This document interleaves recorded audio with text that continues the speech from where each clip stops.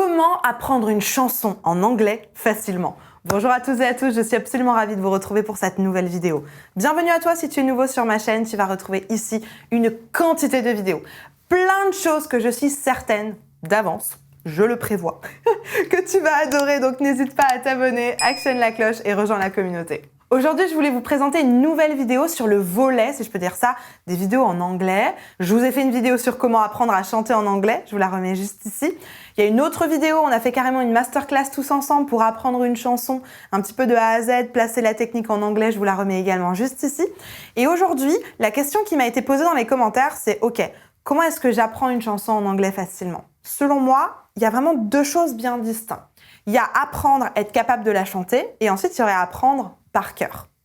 Dans apprendre, être capable de la chanter, ça j'en ai déjà fait plusieurs vidéos où je regarde avec vous les différentes étapes, donc c'est pas dans ce côté-là que je vais aller aujourd'hui, mais je vais plutôt aller dans le côté de la mémoire, sur comment est-ce qu'on peut apprendre facilement, mémoriser facilement une chanson en anglais. Parce que forcément, en tant que francophone, ou peut-être que c'est votre langue maternelle, moi c'est pas la mienne, ben c'est beaucoup plus difficile en fait d'apprendre une chanson qui n'est pas dans sa langue maternelle. Quand on apprend une chanson en français, on fait ça depuis tout petit, avec les comptines à l'école, avec, je sais pas moi, joyeux anniversaire, happy birthday to you, tous les trucs, la Marseillaise et compagnie.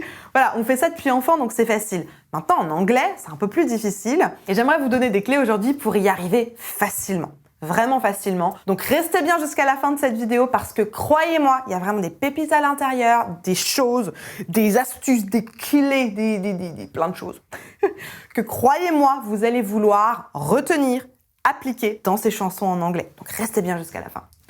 Juste avant de démarrer, je me présente très rapidement. Je m'appelle Elena Hurstel et je suis votre coach vocal depuis 2013 pour faire de votre voix votre allié numéro 1. N'hésitez pas à me rejoindre également sur Facebook et sur Instagram. Si ce n'est pas encore fait, dans la description, je vous ai préparé un petit cadeau. Allez prendre ce petit cadeau, c'est une masterclass. Elle est complètement inédite, elle n'est pas présente sur YouTube, elle est réservée aux courageux, si je peux dire ça, qui vont aller simplement cliquer sur le petit lien. Croyez-moi, il y a vraiment des super choses à l'intérieur.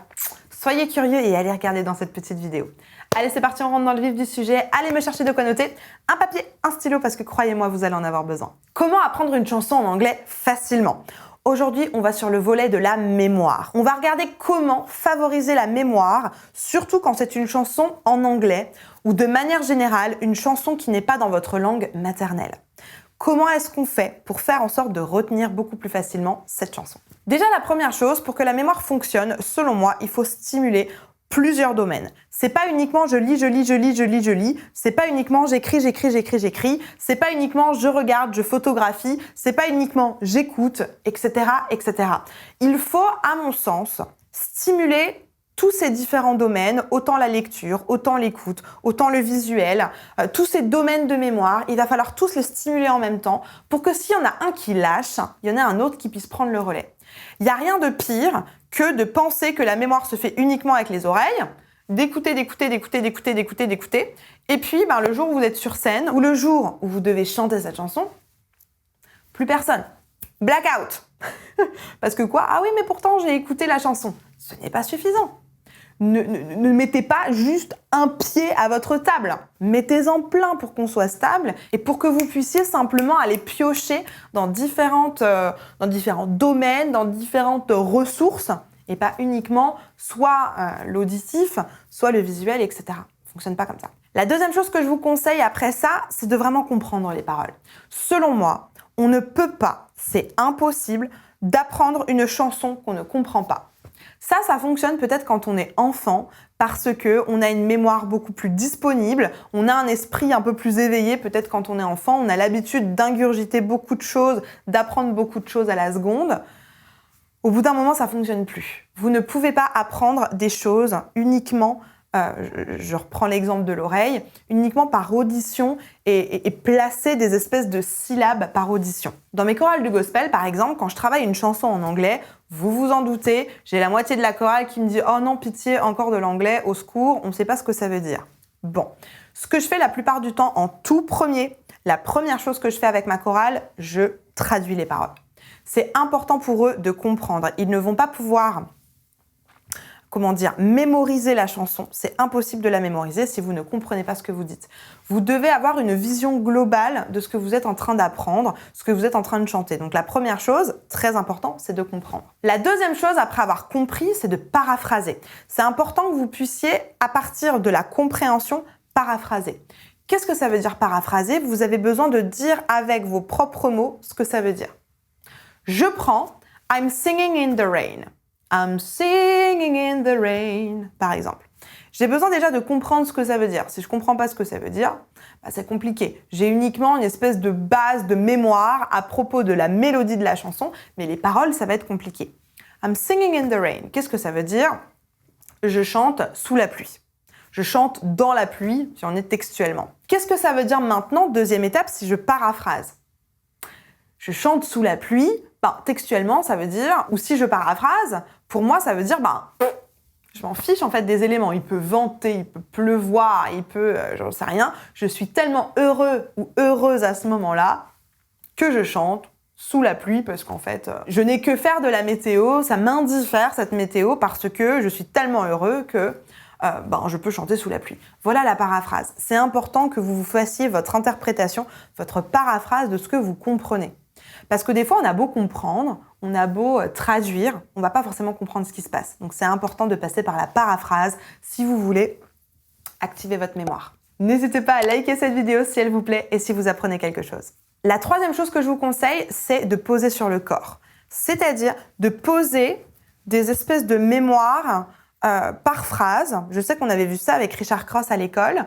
De poser par phrase, par exemple, sur des membres.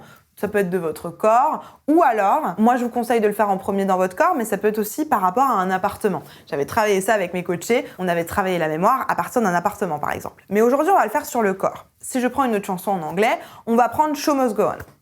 Empty spaces. Quelle est la chose? Donc, je traduis.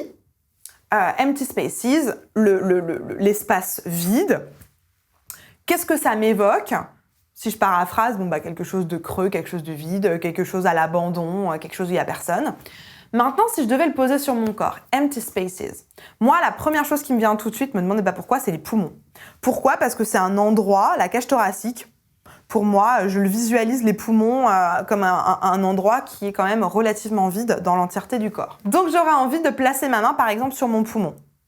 Empty spaces. Et ensuite, la phrase va normalement découler « What are we living for? What are we living for ?» Donc, on a « empty spaces, what are we living for ?» La suite de la phrase va naturellement découler. Deuxième phrase « abandoned places ». Je traduis pour comprendre. Qu'est-ce que ça veut dire « abandoned places » ? Les endroits qui sont abandonnés. Dans mon corps, quels sont les endroits qui sont abandonnés? Très bonne question. Le premier truc qui me vient, vous allez rigoler, mais je mettrai les mains sur mon ventre parce que ça fait très longtemps que j'ai pas eu l'occasion de faire du sport et je vous avoue que ça me manque cruellement. Donc, abandoned places, l'endroit abandonné de mon corps, clairement, mes tablettes de chocolat. Voilà, comme ça vous savez tout, on partage tout sur YouTube. Bon, donc, important de placer des repères et des repères logiques, des trucs qui vous viennent tout de suite et pas des choses trop farfelues, tirées par les cheveux qui n'ont aucun sens. Donc, si je recommence depuis le début, empty spaces, what are we living for? Abandoned places, I guess we know the stars, ou un truc comme ça. Je sais plus c'est quoi la suite. J'ai pas travaillé la chanson avec la méthode que je vous enseigne aujourd'hui. Mais en tout cas, vous avez compris comment ça fonctionne. Je vous conseille vraiment de placer sur votre corps différentes choses qui ont un sens avec le sens des paroles, qui créent une connexion, qui crée un match entre ces deux choses-là, mais il faut que ça soit vraiment tout de suite. Il faut vraiment pas trop y réfléchir. Sinon, ça fait pas sens en fait. Donc c'est très important, la première chose qui vous vient en tête par rapport au sens des paroles. J'ai accompagné il y a pas très longtemps une artiste qui préparait un set qu'elle devait présenter sur scène, mais pour demain quoi. C'était vraiment au ras des pâquerettes. Il y avait vraiment pas le temps. Elle devait vraiment absolument intégrer toutes ces chansons en anglais.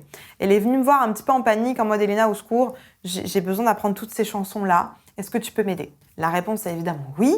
On a fait un petit coaching ensemble. On a regardé exactement comment on pouvait placer la bonne mémoire au bon endroit, comment on pouvait mieux comprendre ses paroles, comment corporellement on pouvait aussi placer ses paroles. Et bingo, ça a fonctionné. 2 jours après pour son concert, Les doigts dans le nez. Les doigts dans le nez, elle avait créé, et c'est ce que je vous disais au début de cette vidéo, plein de repères différents.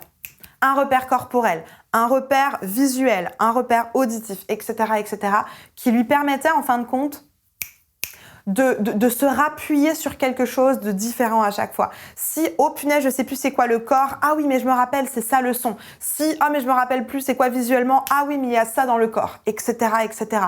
Créer des repères différents au niveau de votre mémoire, c'est vraiment la clé qui va faire que vous allez apprendre plus facilement quelque chose en anglais et évidemment de le comprendre. Vraiment, vraiment, si vous deviez garder une seule chose aujourd'hui, gardez ça, le comprendre. D'ailleurs, petite nouveauté, je suis super curieuse. Mettez-moi dans la description la pépite que vous gardez. Quelle est la chose la plus importante de la vidéo d'aujourd'hui? Quelle est la petite pépite que vous gardez, que vous emportez avec vous pour réussir à apprendre à chanter une chanson en anglais?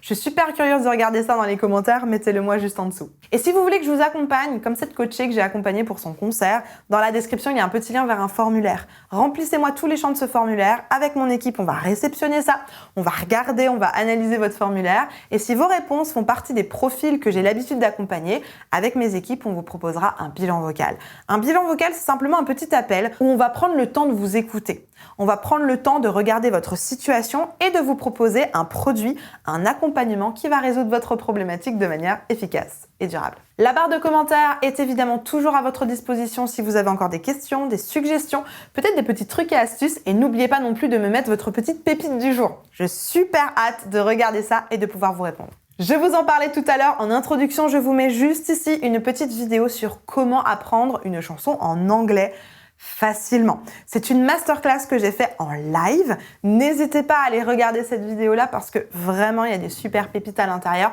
et je suis certaine que ça va vous parler.